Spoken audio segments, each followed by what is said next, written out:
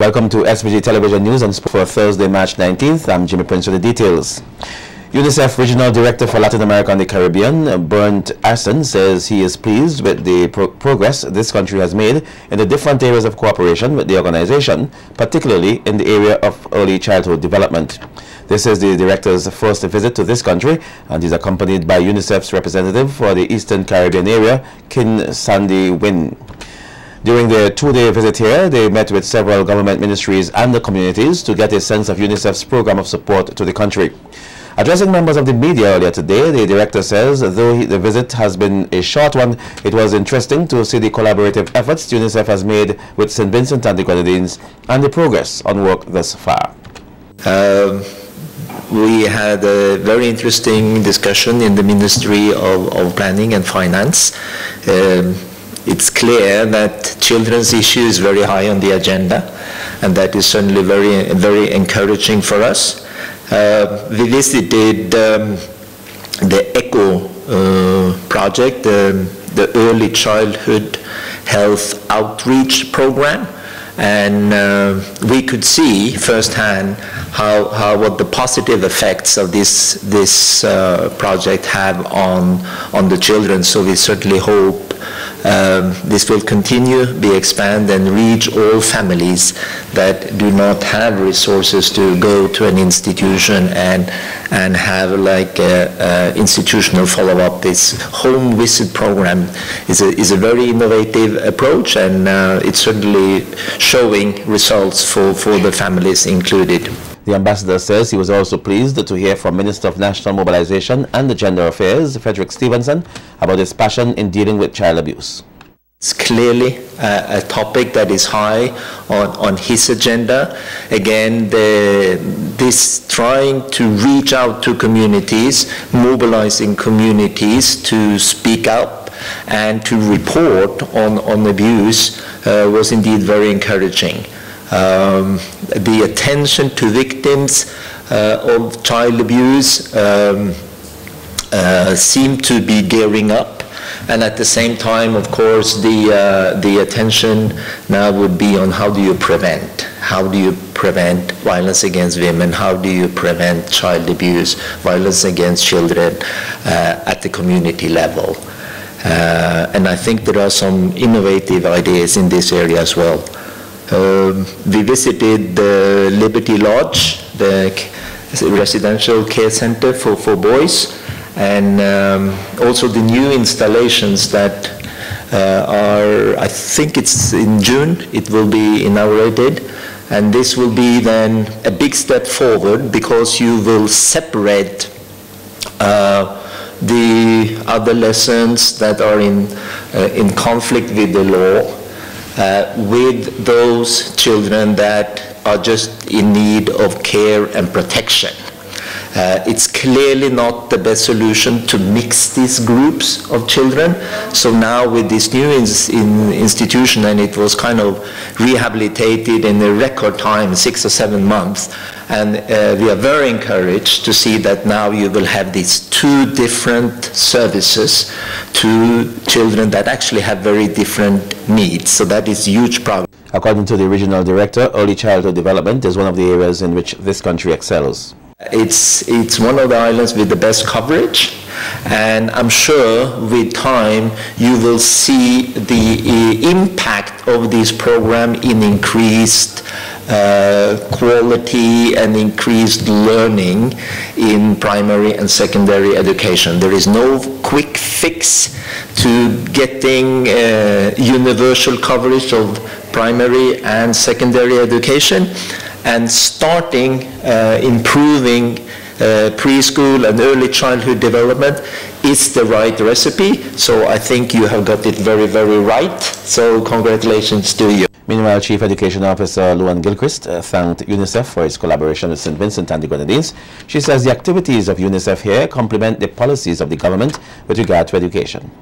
For example, one of our important objectives is to improve the quality of teaching and learning, and to reach all of our students to ensure that they meet their educational targets. In this specific regard, UNICEF has provided financial support, technical support, for the 2 activities which form part of our National Education Sector Development Plan. And those activities are the reviewing and updating of job descriptions for teachers at all levels of the education system. And the second activity is the review of the OECS generic teacher appraisal instrument. That second activity is ongoing at this moment, and as I said before, these 2 activities taken together form part of the strategies for improving the delivery of education in St. Vincent and the Grenadines. Gilchrist says with respect to early childhood education, they are now focusing on peace building and conflict resolution by way of the hosting of several workshops involving practitioners at the early childhood level. Another area, she says, they are looking at is gender mainstreaming. We have to pay closer attention, and not only in early childhood education, but also in the general education, at the other cycles of education, to dealing with boys and girls based on their specific needs. We can no longer consider all of our students as belonging to a homogeneous group.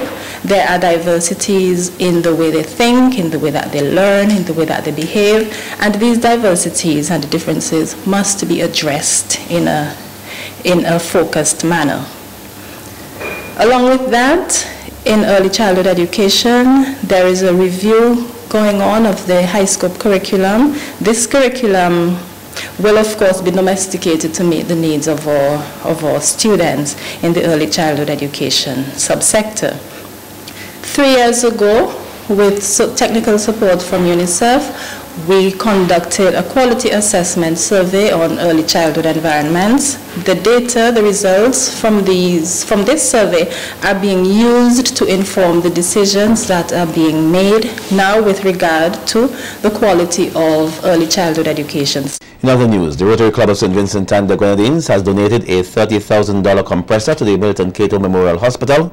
President of the club, Colin Boyle, says the process to make the donation to the hospital commenced last May after they realized the need for a replacement compressor following the passage of the Stroff system in December of 2013.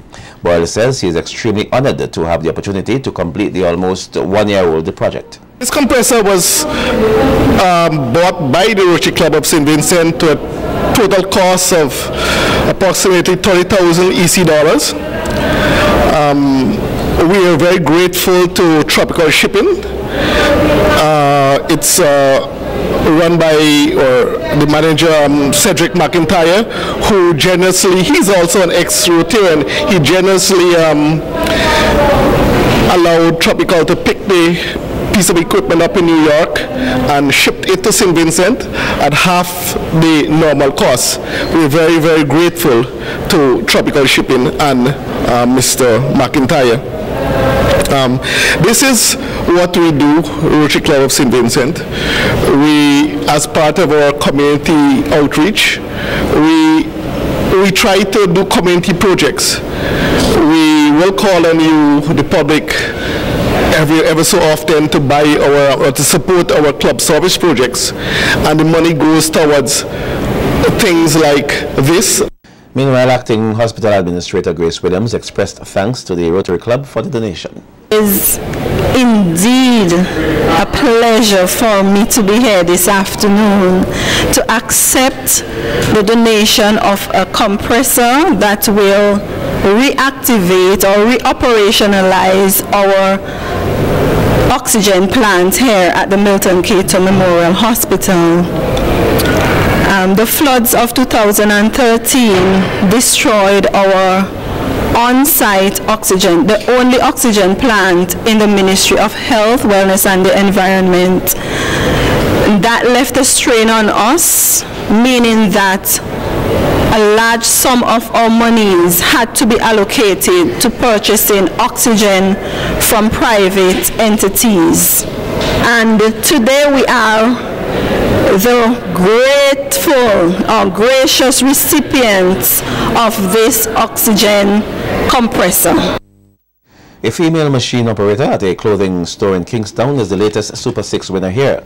Donna John collected her winning check of $290,000 DC from the National Lotteries Authority yesterday. She won from the numbers 3, 6, 8, 13, 17, and 24. This is the first time in about 2 years since the Vincentian has won the Super 6 game, which is played in 2 other Caribbean islands. The winning ticket was bought on Friday, March 16th at Chinatown. Speaking at the handing over ceremony at the NLA conference room, John says her feelings on winning the draw are unexplainable.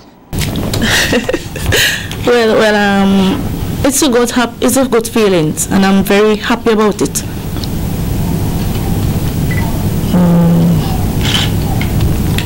I guess lost for words. Any intentions, what you might want to do with the money? Well, right about now I have no plan. No plan is it? No plan is it. You have any children? I have one child. She's 21 years of age. You don't look so. I was very young, 16. Some court news now. St. Lucia National Thaddeus Cox will spend the next 3 years in prison here after being convicted on a drug possession charge. The sentence was handed down by Chief Magistrate Rishon Brown Matthias after Cox was convicted for the possession of a large quantity of marijuana with intent to supply to another on June 24th last year. The 24-year-old was arrested by members of the Rapid Response Unit who were on patrol in the Mackay Mountain in the Layu area. According to reports, the defendant was seen running away from a hut in the mountain, and the police reportedly gave chase, and he was caught and taken back to the hut where they discovered 30 nylon sacks containing the marijuana. When we come back, parents told not to pressure their children in becoming the person they never got to be. Stay with us for more.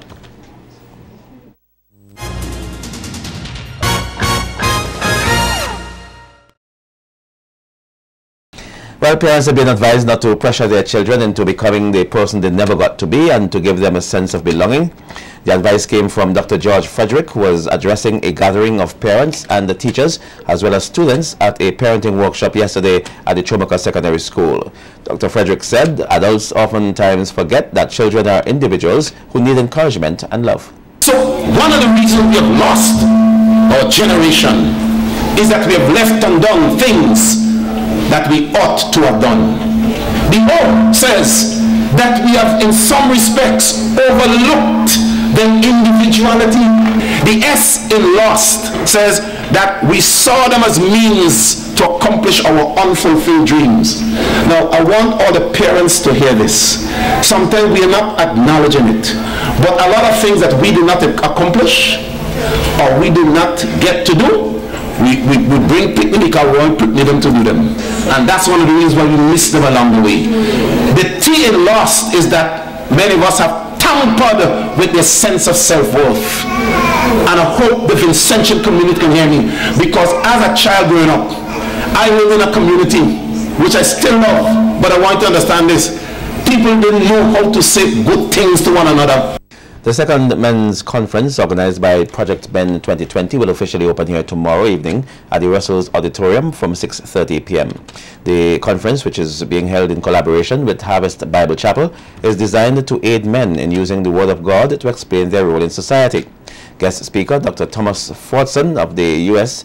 says the conference is a great opportunity for men to come together and to discuss important issues that affect them. We as men have a lot of challenges, a lot of difficulties. Some of us grew up without fathers. Some of us grew up with fathers, but they never really taught us what it means to be a man. What does manhood look like? What is masculinity? Basically, as I travel, I can tell you 5 things that men have issues with. Well, we want to deal with them frankly, honestly, and we want to be very transparent in our dealings with these issues. So I am inviting, I'm encouraging men to show up. Describing his newly released e-book, Point Blank Inspiration, as a Damascus experience, singer, songwriter, and author Curtis Williams believes that his latest work will motivate readers. In an interview with SVG Television, Williams said he wrote the book of poetry within 22 hours from February 11th to the 12th and had it published within 2 weeks on Amazon. He said there are 12 poems in the book which will touch the soul. These first works that I'm working on now are actually poems, which are very similar to songs. They're longer, they're richer. And the package that I'm offering right now in this first book and the next 6 books or so, inspiration, poems of inspiration, motivation, and poems about love. And so, though I'm in music, it's from that same point of writing songs that I'm writing poems. So these are now songs without music that we can read, that we can intake in a similar manner that we would music. Williams, who has already established his own publishing company, War the Throne eWorks, says he's open for suggestions and the persons reading his new ebook on Amazon can leave a review. I am in love with the writing style of the Apostle Paul, and he is a straight shooter. And I love that sort of communication over, trying to be politically correct and diplomatic and beating around the bush. So this whole series that I've done now, it's called Point Blank Heart Slashes. So it's like you cut my heart and all of this creative juice, all of this essence from my soul and my core is flowing out in these poems. And once your eyes meet these works, you can tell that they're coming point blank from my heart. The St. Vincent and the Grenadines Community College has received a gift of 1,000 books from the philanthropic efforts of a group of Vincentians based in Ontario, Canada. The mandate of the organization is to foster and promote relief, education, and medical assistance to SVG nationals. This is the second time that the organization has donated books to the SVG Community College. The latest set of books covers a wide range of disciplines such as health, mathematics, sociology, business, and the computer sciences. In the past, the organization has made donations to flood relief efforts in this country, and during 2014 it established a music scholarship through the Methodist Church in Kingstown in memory of the late Pat Prescott. The scholarship is to be given to an underprivileged child. The National Society of Persons with Disabilities will be hosting its annual march and rally tomorrow. The march will start outside the Peace Memorial Hall in Kingstown from 9:30 a.m. and end at the Victoria Park with a rally. The event will be held under the theme Empower Persons with Disabilities through Education and Training. According to the organization, the objectives of the event are to raise funds for the Melanie Mackenzie Educational Scholarship, to heighten the awareness of persons with disabilities in this country, and to strengthen the relationship among organizations and institutions serving persons with disabilities.